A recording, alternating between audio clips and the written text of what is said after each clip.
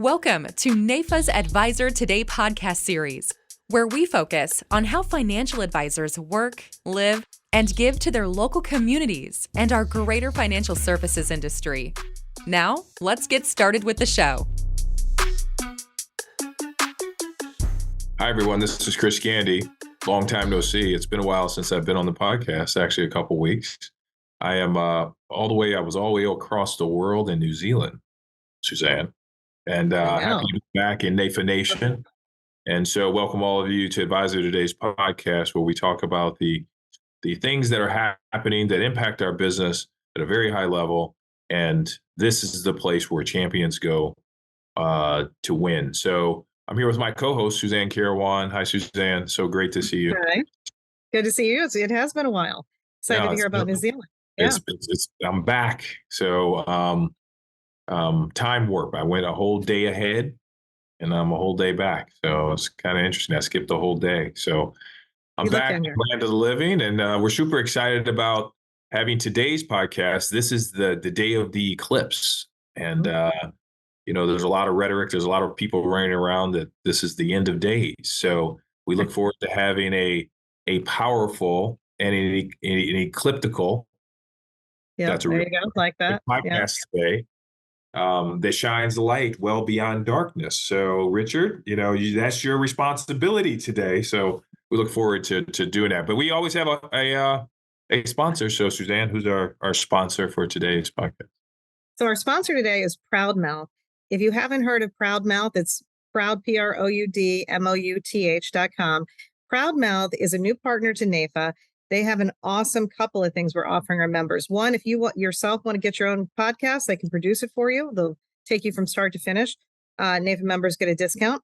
But secondly, they also have a new library out that's all about digital marketing and your brand building. And we'll talk about today with Dick about maybe pushing out his book a little bit further and how you can get more notoriety and more publicity for what you're doing. They themselves have 2 award-winning podcasts, The Top Advisor Marketing and Be Your Own Loud is kind of their little tagline. And so we're happy to partner up with Matt Halloran and his crew there to talk about how we can get, again, our NAIFA members to get more publicity. If they want to get on the podcast circuit, they want to go into more of their own self-published content, they can do so. And we've got a great partner there to help train you up and get that out into the world. So thank you, Proudmouth. Thank you, Suzanne, for that.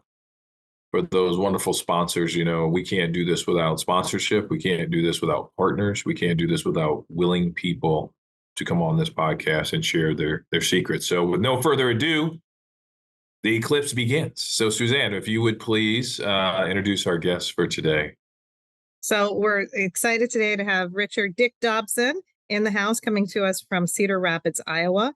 And prior to getting on the call, I tripped across your profile on a couple of things, Dick, because I saw that you had been speaking at E3 over in California. Then I tripped across your first book and I thought, oh, that sounds really interesting. And then I found out you have yet another book out, et cetera. And he's a long-term NAIFA member and also is quite involved with MDRT. And my understanding is you're ready to even give more back to NAIFA Nation. And we wanted to get you on the call, talk to you about your practice and what we're doing here at NAIFA. So it's exciting to, thanks for being here, Dick. We're excited to have you.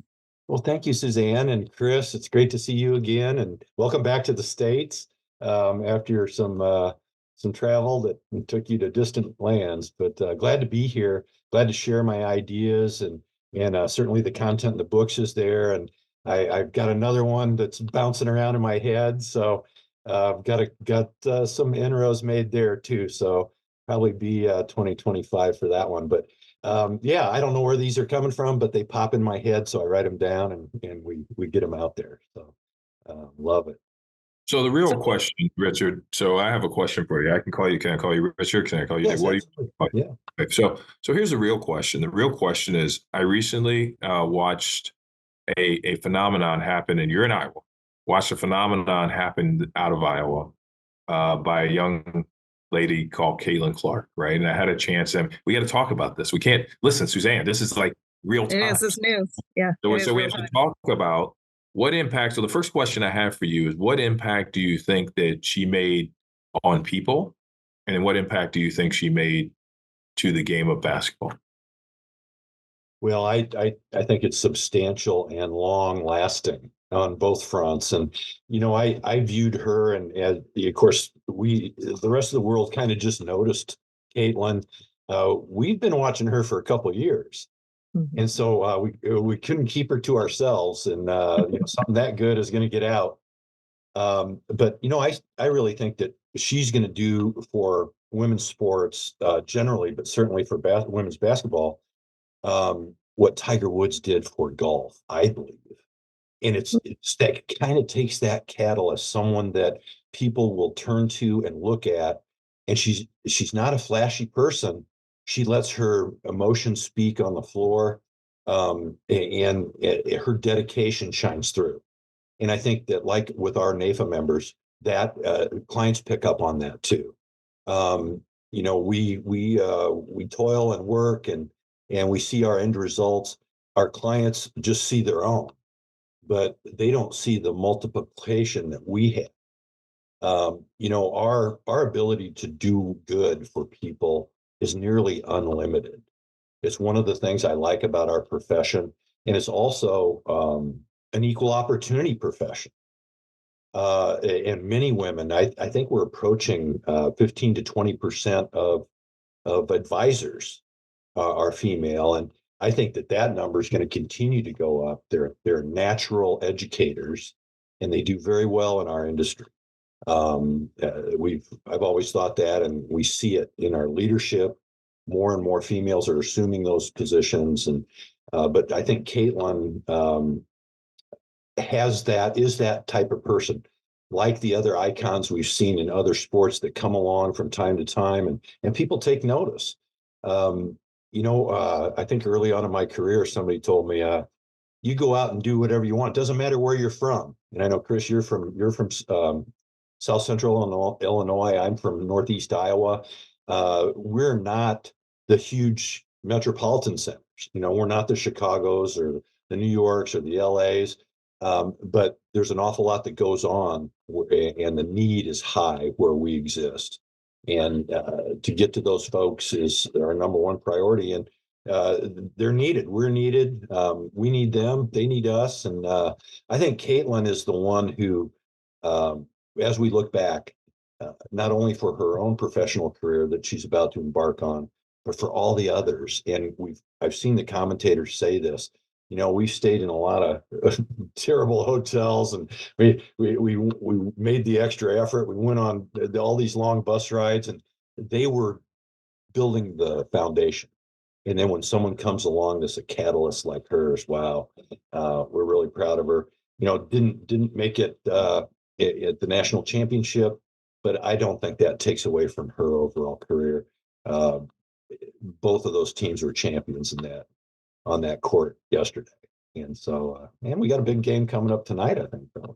Yeah. Yeah, we do. And how much did insurance really play a part in this year's March Madness? I love that, right? So, I mean, you've got Caitlin Clark with her State Farm NIL deal, right? And you've got Golke from Oakland, and they're making fun of him saying, like, next year you'll be an insurance agent. But hey, you know what? If we could just wrap all that we know athletes do very well in financial services. So it's kind of our time too. I think it's our time to shine and put that out there. It'd be great if Caitlin decided to become a State Farm agent. That would be great for all of us, right? So a lot of stuff there this year with insurance. I just think is fascinating. Yeah. It is. So okay, let's get into it. I understand we're doing a roundabout, right? So we're starting with the light, and we're going into the other parts of our Eclipse version of our podcast. So tell us a little bit about your journey. We got a chance to hear it a little bit before we started, but It's worth a read. Started with a story when you were born.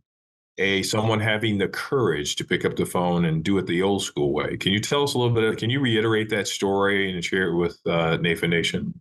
Yeah, I'd be happy to.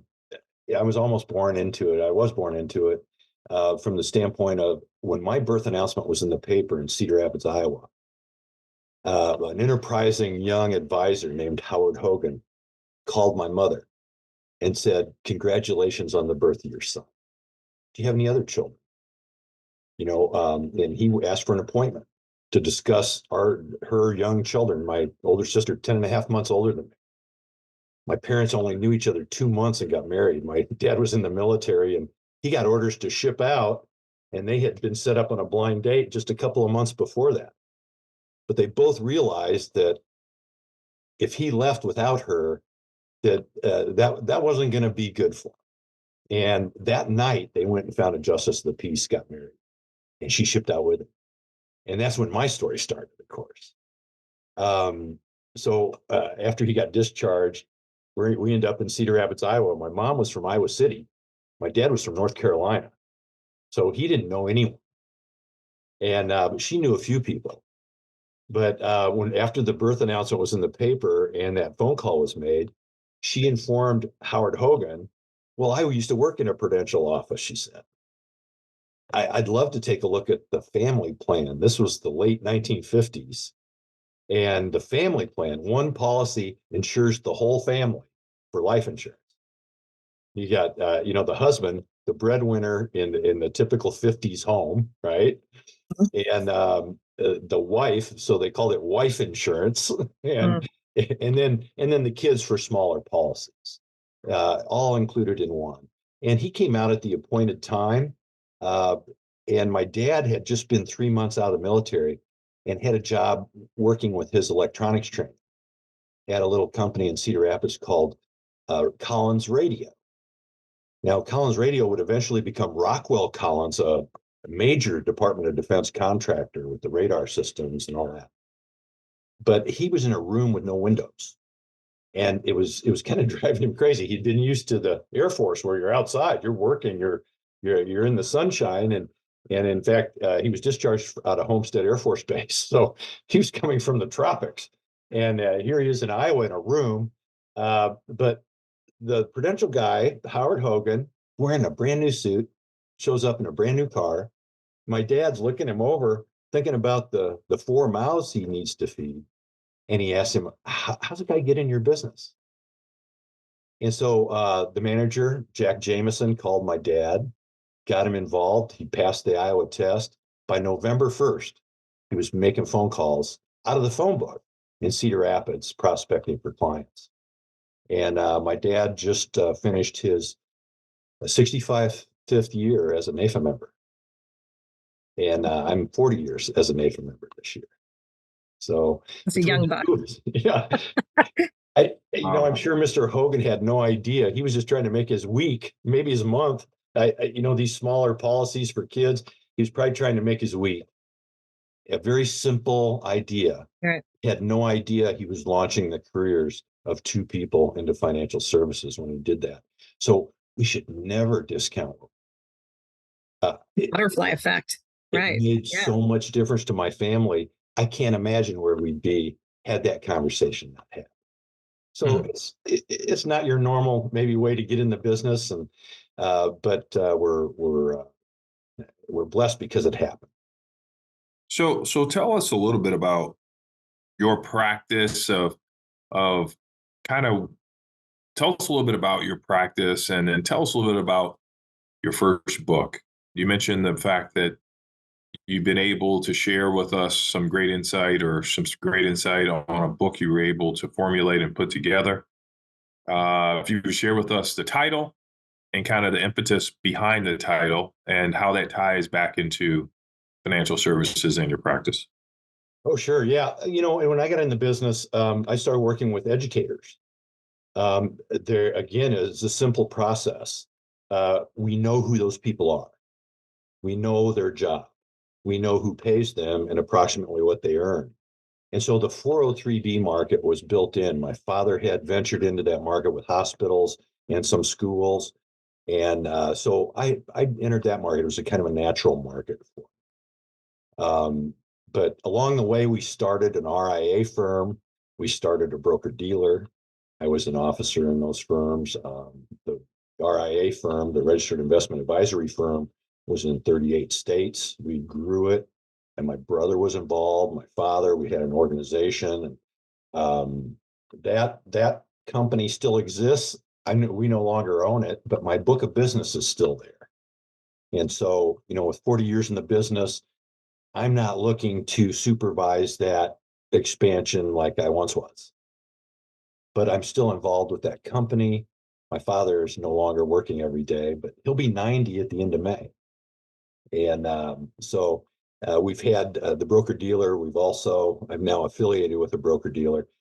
Although I'm no longer in that expansion growth mode, I now take care of the clients who I accumulated over many years. And I sold an office building. I downsized. I've got certainly a nice office now, but I don't have the employees and all that I had at one time. So we all have phases that we go through. Right now, mine, of course, the book came out kind of as a result of the quarantine that we went through. I had already started it had a good start on it, had a manuscript, but it gave me the time that I needed to focus on it. I was fortunate that I found an awesome publisher.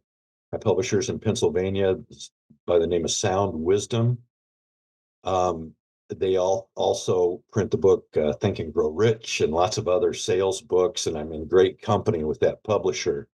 But the Make Simplicity Your Superpower, my first book, came about as a result of all the great communication skills that I developed over the years. It wasn't something that I came up with. And I'm really no smarter than a lot of other people out there. We've got a lot of great people in the financial services industry, but I had accumulated from others lots of great ideas. And some of them, I can't even remember where they came from. But, and I had a pretty thick file over the years. And I, of course, gave lots of presentations. I'm a CE provider. And when you give a presentation, you get ideas. You're not only the one giving ideas, but the conversations afterwards and meeting people. And sometimes I'll ask, who has been in a situation that they've used a hack or a comparison or some kind of analogy with the client that really resonated with. And I'll pick up a few from the groups that I speak to as well. And so, Make Simplicity Your Superpower really came about as me wanting to share these ideas with others. The ones that didn't work for me aren't in the book. Okay. So right away, it saves them some time. I maybe attached a little real world process to it. The ones that work the best, of course, we talk about a lot. So, Wow. Okay. So I want to dive into the title of this, Make Simplicity Your Superpower. Okay. So when you take a look at kind of that dialogue, simplicity, why make it simple? I mean, I think a lot of people get into our business and they say, I want to make it as complicated as possible. I'm going to be the smartest person in the room. And they forget about people don't care how much you know until they know how much you care. And so why focus on the simple things versus the more complex things? Can you give us some insight on kind of the direction you took and why you took that direction? yeah, a great question, Chris. And I think we've all had clients that want to do the deep dive. And they might be engineers, they might be folks that maybe have a little bit higher than normal education when it comes to finance. And so they want to feel like they need that. But for the vast majority of people, that's not the case. When they ask what time it is, they don't want to know how to build that clock. They just want to know what the time is.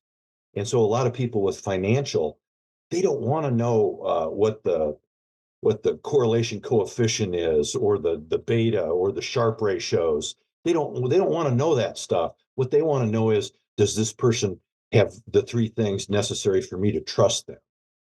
Do they have the intelligence? Do they have the empathy? Do they have the logic that I need to guide me and my family to where we need to go?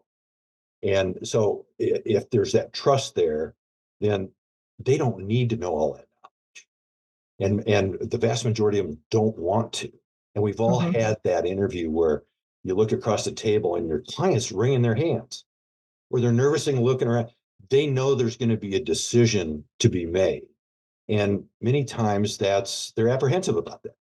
And I think it's up to the advisor to let them off the hook. If your client's squirming and uncomfortable, then probably the wrong approach has been taken. Or and so and Steve Jobs said, we have to work hard to make things simple. Yeah.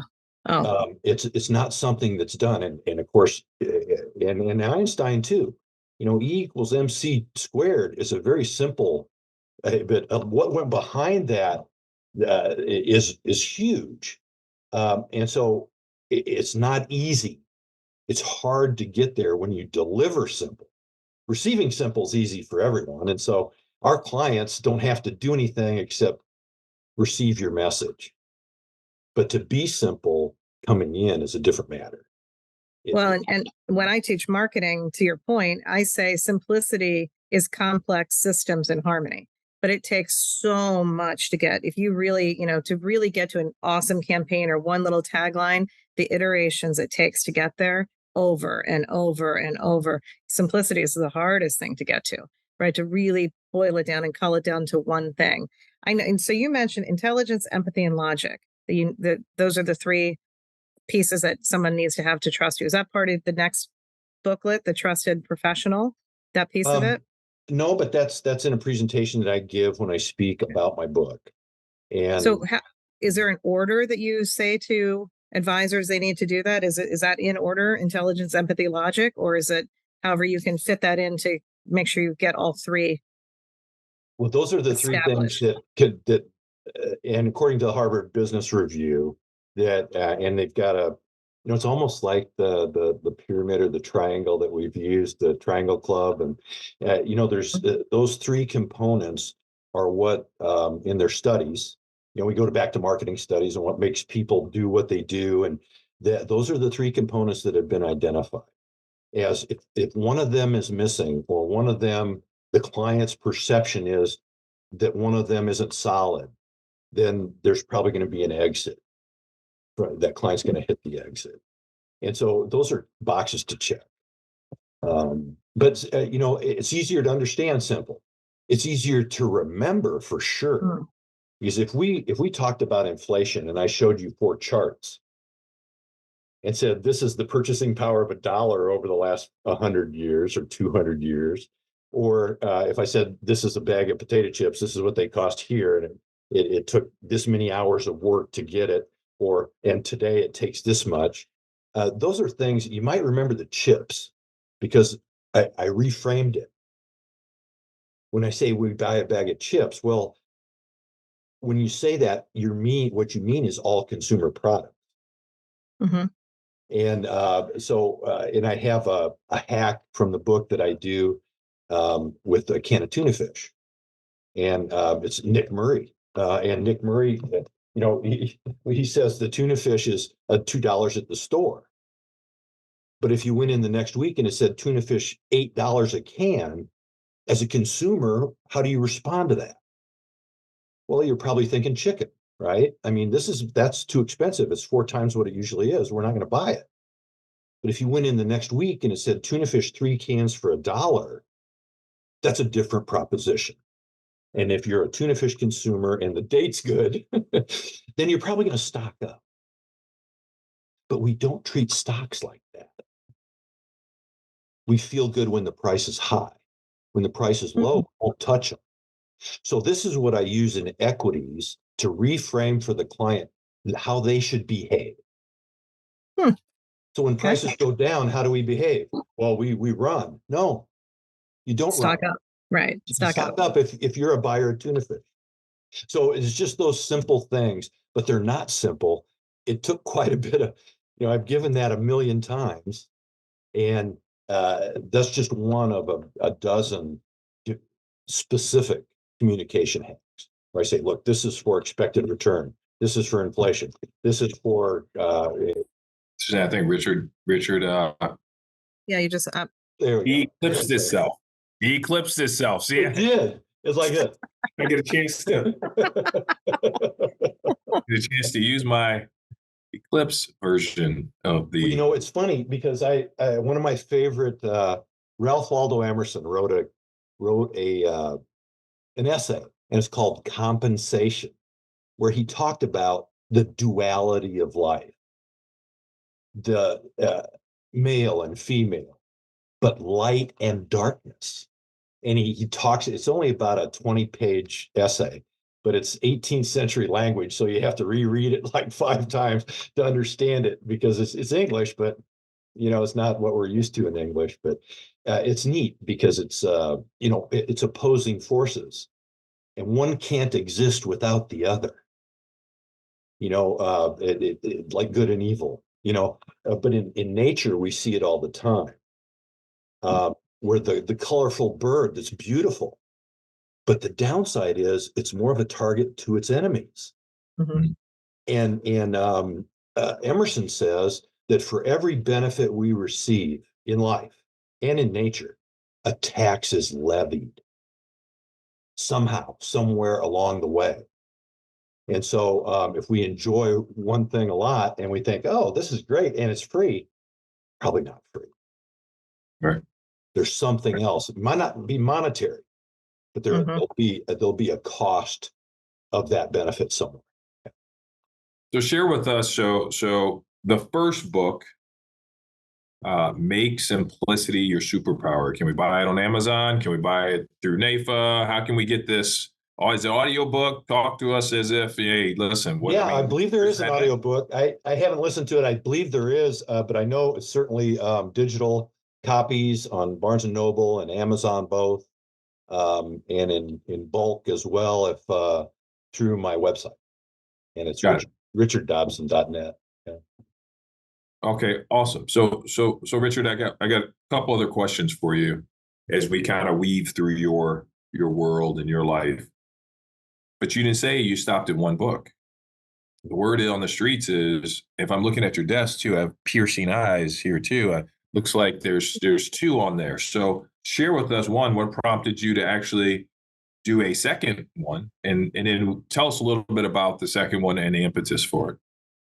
Yeah, as it's not really a sequel. Make Simplicity Your Superpower, but the trusted professional is what we're talking about. The trusted professional, and the subtitle is How to Communicate So Clients Come Back. And this was an adaptation of Make Simplicity Your Superpower, with the subtitle Communication Hacks Every Financial Advisor Should Know. And so that's specifically for financial advisors. And my publisher, Sound Wisdom, they're in Pennsylvania. Sound Wisdom said, look, there's a whole lot more advisors out there who aren't financial advisors, but they're CPAs and attorneys, and there's architects, people that work with clients in a profession that maybe they didn't get a lot of communication education in school.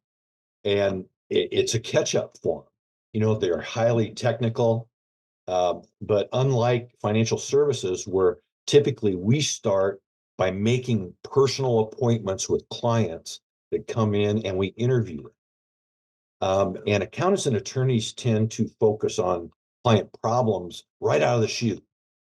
And so they don't know their clients like we do by the time they get around to doing real business with them. And so that's what the trusted professional is, an adaptation of things that we do that maybe they're not going to know quite as well in those professions. And and there's a third one in the works for as far as a book goes. So I just want to talk about that subtitle there. Mm-hmm. So how clients come back. So many people, believe it or not, I know I'm not talking to someone who doesn't believe, but many of our clients think because they refer us to a person that they're automatically, the other person is doing business with us. I mean, it's this mythological creature that exists, that everybody who gets referred, it becomes a client, right? Our clients actually believe that. Our clients believe that we make billions of dollars off of a mutual fund and that we are, capable of doing X, Y, Z. So are you saying that clients, because you serve them, they don't have the boomerang effect? They don't just automatically come back. So what is the impetus for them? So if you share with us a hack, short, so like the Cliff Note version, why do they come back? Why do clients come back? They come back because they feel good. They come back because those three elements of trust are there. And they come back in many times because you communicated with them to the point where they believe that they're doing the best thing they possibly can do for their family. And part of the plus of the hacks, these ideas that we share with our clients to simplify the fundamentals of our business, the inflation and the investments, and how do you invest? Well, there's only two ways. You can loan your money or you can own something. Well, that's pretty simple. But there are thousands of categories literally under each of those. But what I'm doing for the client is at the beginning of our journey, I'm saying, look, these are the two main branches. Now, usually there's a combination of these for folks, but you may have a little more in equity than you do in fixed. Why? Well, I show them why. Because since 1802, equities have outshined. They're the best money machine we've ever created for man. But there's some problems. Problems as the volatility is a problem. If we go 200 years, yeah, everybody makes money. If we go 2 years, maybe not. Probably 20 is okay. That's long enough that the risk reduces to almost zero. But what we know and what we can say to clients are two different things as well. So we've got compliance always overhang. We can't just go in and say, well, look, forget about all that. Forget about the risk, because over time, no one loses money. Can't say that. But there's lots of things we can say, and we can. Mine is mostly show and tell. I've got something I want to communicate, like inflation. Inflation, I use stamps. Postage stamps. Postage stamps from 50 years ago was 9 cents. Almost 70 cents today. That's 4.5% inflation on stamps. The consumer price index, 3.89%. Close enough, right? I mean, postal inflation's running a little hotter, but I don't have an icon I can show them. I can show them a moon landing stamp from 1968 or 71, or, they had a couple of different versions. And now we've got a forever stamp because prices are forever going up, right? But it's we can't really blame the post office. They're not really any worse than any other consumer product or price increase item that we would care to single out and look at. And so, but I like to say, where do you suppose postage rates are going to be in the future? And what's your plan to pay for that? And so we know that these are going to march on, and the last 50 years is probably going to be a mirror of what the next 50 are, as in terms of prices. So we can expect, the government right now is trying to get to 2% inflation. I say, why? 50 years says 4% is closer to what we've experienced. So why do we pick 2%? It's harder to get to because we've already passed our 50-year inflation point. We're already there. And so if the government came out tomorrow and said, oh, yeah, well, we're going to increase our target a little bit because lo and behold, we look back and we see that the inflation rate's really about 4% or 4.5%, even if we look at our postage stamps. If that happened tomorrow, do you know what would happen to the prices of equities? Yeah, they'd go through the roof. Because the government just said, yeah, it would go through the roof, even if inflation was twice as much, because the government's acknowledging what looks like to be something that they've underestimated. But I call them, they haven't called me back. I'm trying to get that word to them. They're not inviting me to the next meeting, Chris. If you can help, get us in. They need some help. I actually sat in the financial meeting. What was that, Suzanne? About a month ago. Mm-hmm. Yeah. Pretty interesting dynamic of the things that.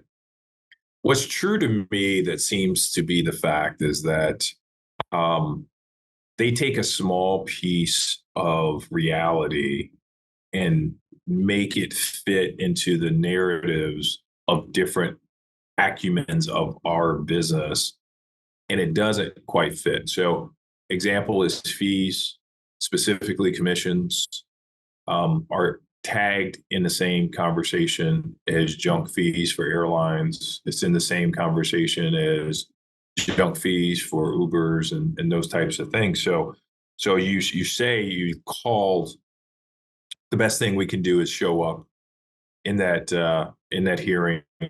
I sat there and I was the only NAIFA. There was two NAIFA members in a hearing with over 200 seats available, and we weren't there. So we can show up, and this is to all NAIFA members. We can show up, tell NAIFA we're going to Capitol Hill. During the hearing, they publish the hearings. We can show up at the finance committee and make sure people are seeing that we care about what happens to our industry. That's a nebulous call, not only to all of us, but to those who have an interest in changing the narrative and changing story and making stories heard. But let's talk about your affiliation with NAIFA. I don't know if there's a NAIFA white jacket or if there's like the green jacket, like the Masters or something. Suzanne, I don't know what we got, but tell us a little bit about your role in NAIFA and why you've stayed so committed for so long, because you mentioned the fact that you were on the RIA side, you're on the broker-dealer side, and from what I heard, history shows that NAIFA has been only for insurance advisors. Now, I've graduated because we have both, but I've heard that. So how do we dispel that, demyth that, that onus that we have on us as NAIFA, as an association, as advisors? Tell us why you decided to engage and be a part of NAIFA so strongly for such a long period of time. Yeah, I think all of us owe a little bit back to the business that we've done so well with. I think that's part of it. I think that NAIFA has a great foothold. They have for many, many years, and my father got me involved. I found many friends in NAIFA, and people that in our state association. Iowa has a pretty strong NAIFA group here. We've known each other a long time. We've got a lot of new blood involved. I was over at our day on the Hill about a month ago, and we had a great showing. We had I think 30 plus people there, and the legislators in Iowa know us. They know that we'll be back. They know that we are asking questions on behalf of our clients, and in that manner, we are very much like them not that we're elected, but we represent their interests in a similar fashion. And we will go to bat for them because of that, and the products that we use in our recommendations. So NAIFA represents to me that professional association that promotes our industry, that promotes our profession. I have done quite a bit of insurance. I think it's been, as far as life insurance goes, at least a few cases a year, but the vast majority of my work is in retirement income plan, and annuities and variable plans and investments. But we serve our clients in the ways that they need to be served. If there's an insurance requirement, then we fill that. If it's another requirement, then we fill that too. And I think, it used to be back 150 years ago, there was a butcher, a baker, and a candlestick maker. And as a euphemism for, we had stockbrokers, we had insurance people, we had bankers, we had investment bankers. Now all the lines have been blurred. And one person, like myself, I've got 5 or 6 securities licenses, and long-term care and health insurance and life, and I'm a CFP, and you're multifaceted. we no longer have the butcher, the baker, and the candlestick maker in our industry. We have most stockbrokers have insurance licenses. Most life insurance people have securities licenses. So the lines certainly have been blurred.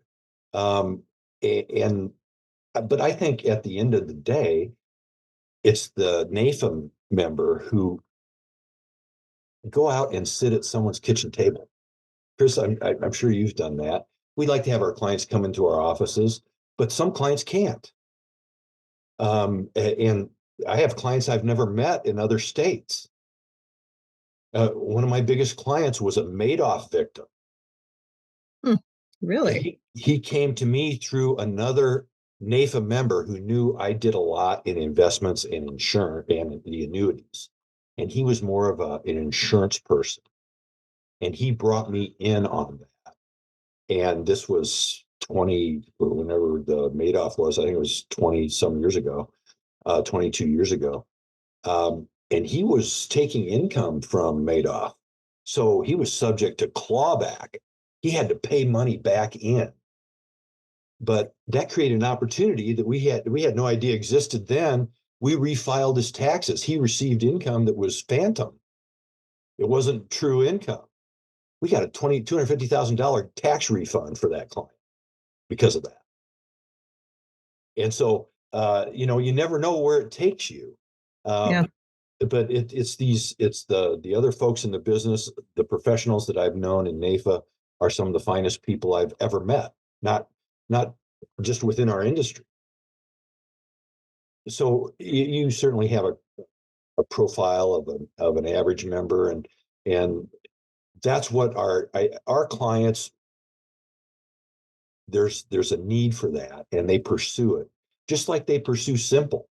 The advertising firm Siegel and Gale has a simplicity index, and they're a division of Omnicom, a big, huge advertising agency. Siegel and Gale is a branding company.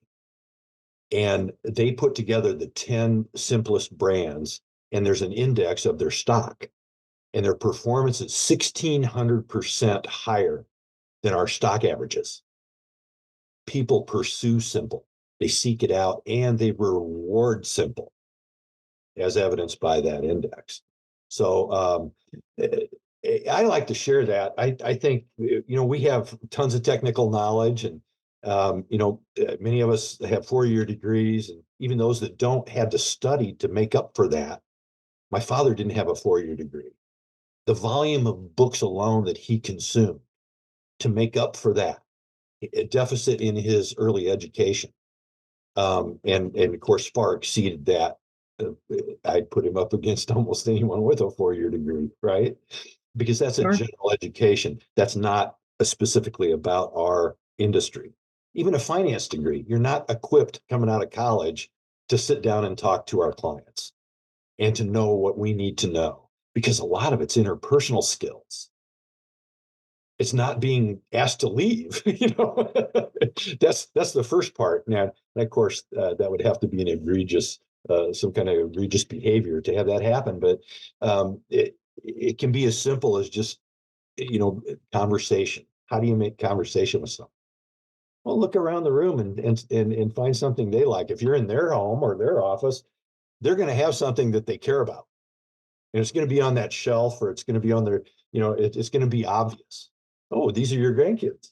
Oh, tell me about it. And that's usually all it takes. But we learn those kind of things in a lot of the professionals out there that are legal or accounting. They don't get that. They don't get that kind of an apprentice education from someone that's maybe, if they're acting, in that mentor relationship with someone. If they're following around a CPA, then that person, if they've been around a long time, is probably going to tell them this is how we couch it. It's that bedside manner, right? Right. That's so important. The brilliant doctor who can't carry on a conversation. But that's the one I want cutting on me, right? Right. Yeah. That's your anesthesiologist. That's right. That's They don't right. need to talk to you. That's right. They just need to know what they're doing. But yeah. know we understand they have a high degree of education and we have some incompetence, but beyond that, they need more. Yeah. And I think our industry gets that in spades, and a lot of times others don't get it at all. And so it's a good point. It's not really translated well. And even the mistake I see being made to try to get people to come into this industry that I finally learned through watching all of you is, you first, are you a people person? Okay, then let's start with that. Let's start with the intelligence, empathy, and logic, because that really is the basis, right? And you've got to have the discipline to work hard. But I see so many people, like to your point, and they're coming in like, and you're like, no, maybe you should go the actuary path, right? Or whatever. I mean, it's not the finance degree. You can do the equation on arbitrage that's going to do it to really successfully handle clients. It's the servant attitude, right? And then it's those, I love that you've got these communication hacks. I think everybody, a true NAIFA member, always improving, always trying to education, just junkies, love to get better. Self-improvement junkies. That's what I call all of you. Yeah. that's right. Well, you know what I noticed was that, and I came to Simplicity because early in my career, I was struggling. I thought, oh, great. Here's a client coming in. I can tell them everything I know. They don't want to know everything I know. They want to know that I'm competent, and then they want me to solve a problem or help them to increase a comfort level, or to help a relative. So that's the technical is great, but that isn't how we gain clients. Circling back to the top of your story, that new mother wants to talk about her new baby. So exactly. That's what they're interested in. That's right. In the simplicity, and we can't let any self-imposed limitation of our own prevent us from making contact with that person. Right. And also get out of your own way.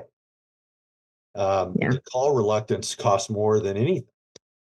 Yeah. So very expensive behavior. Clients aren't going to call you. Call reluctance. If I had a whole room full of brand new people, I say, look, clients aren't going to call you. You got to pick up the phone and call them.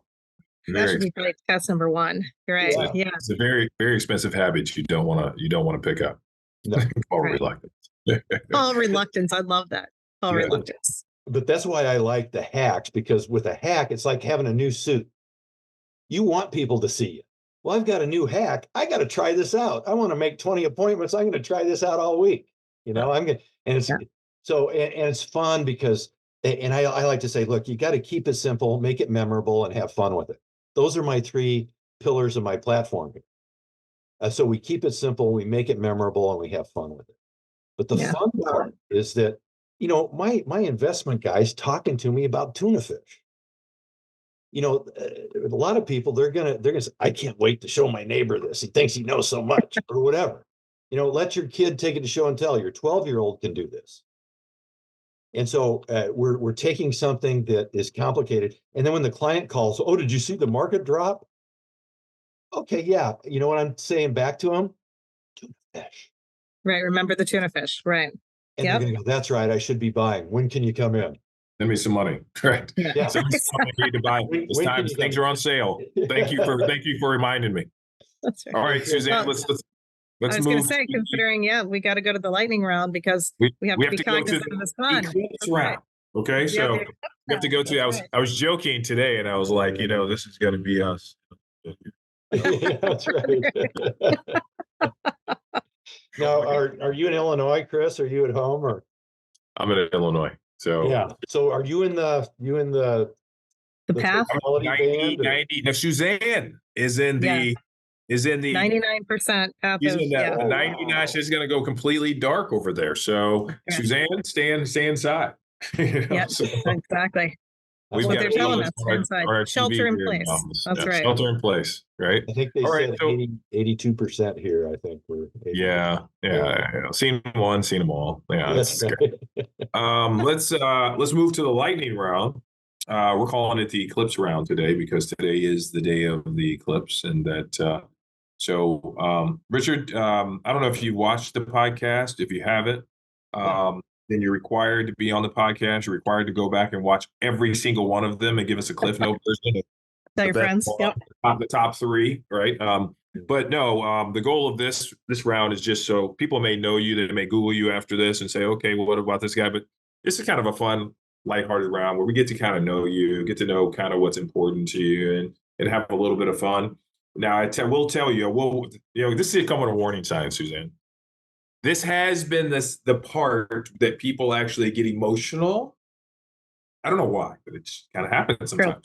And because I believe that this is the time where people can just be their truest, authentic version of themselves. They can just kind of say, okay, Chris, here's what I think, right? And it's like us sitting down, having a conversation. So with that being said, Richard, we're not going to ask you really hard questions. These are things just to kind of get, so NAIFA Nation gets to know you. So when they see you, well, first of all, will you be at congressional conference?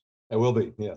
Okay, great. So when you see Richard at congressional conference, go up to him, tell him hi, tell him thank you for his service, and continue to support our fellow NAIFA members with their knowledge that they continuously share with everyone. So Richard, I'm gonna ask you some questions, and you're on the Budweiser hot seat. So okay. Just answer them the best you possibly can. So I'll give you, what's your dad's name? Richard Dobson Sr. Dobson Sr. You knew the answer to that. So with that being said, talk to me a little bit about, I know you're not from Chicago, but if you had to choose the Chicago Cubs or the Chicago White Sox, which would you choose? I'm a South Sider. Okay, so you choose the Sox. Yeah. Okay, see, simple stuff. Okay, so first question is, if you started in the industry today with AI and all the crazy stuff that's going on, the distribution channels changing, the insurance world's changing, and the financial world kind of shrinking, what advice would you give an advisor starting today? I would tell them that all these things that are taking place around you will fall where they may, but your future is sitting across the table from you. Nice. And whatever happens out there, if this is strong, that won't matter. Good. Richard, your favorite food?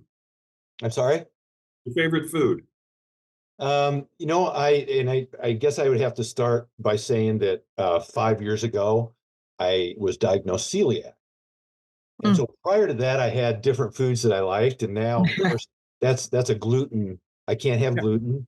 And it's an autoimmune disease. I didn't know that. But it causes my body to attack itself when I eat gluten. And so now I'd have to say, although we've got these gas stations in Iowa and around the Midwest called Casey's. I know you got them over there, and they make awesome pizza. They sell more pizza than Pizza Hut. I don't know if you knew that, because they sell breakfast pizza. No. Yeah.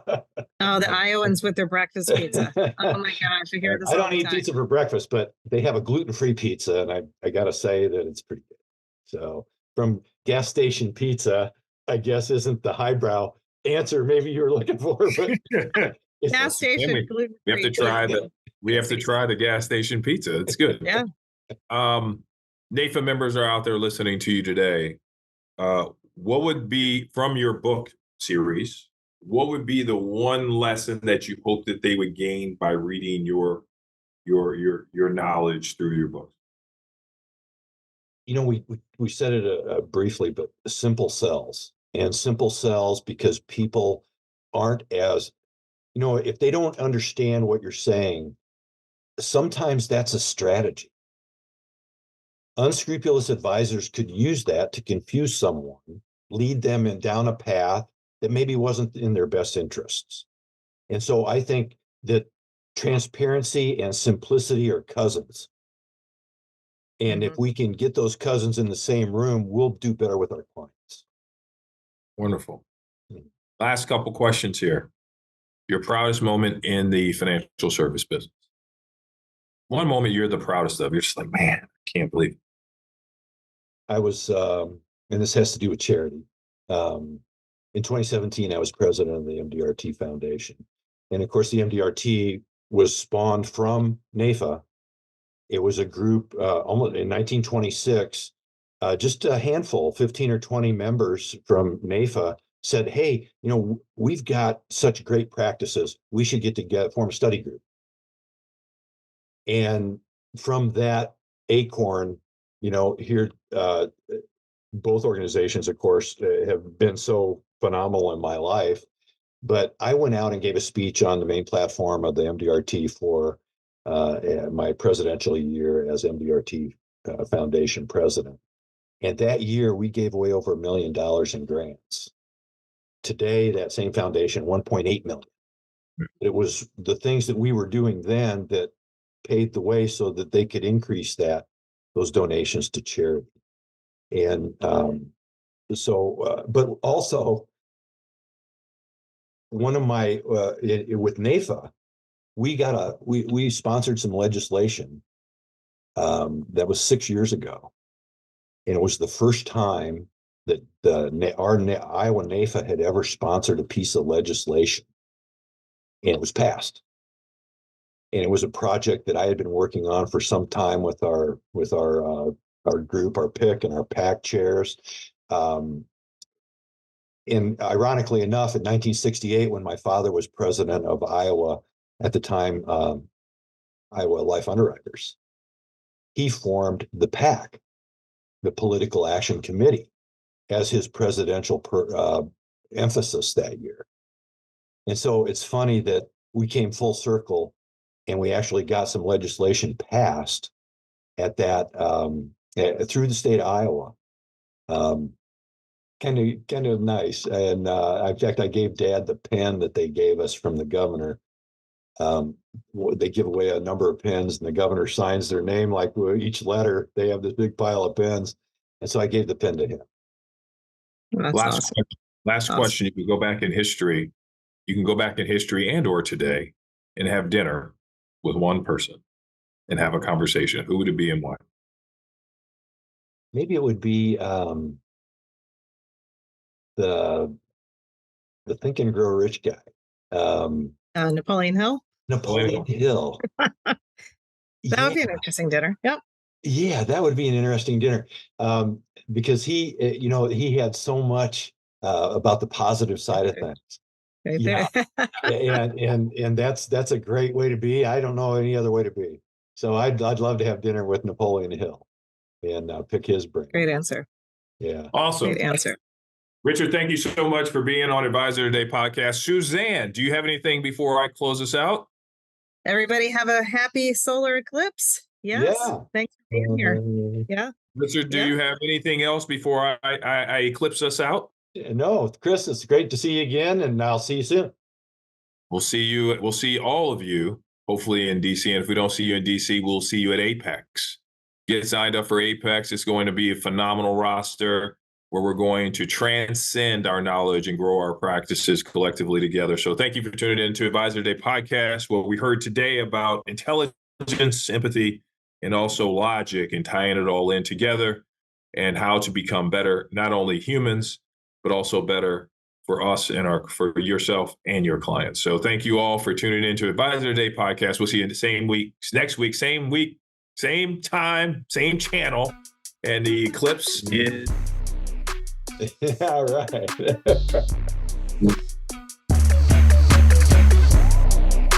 Thanks for joining us for NAIFA's Advisor Today podcast series. Make sure to subscribe to get future episodes. And if you're interested in coming on the show, let us know.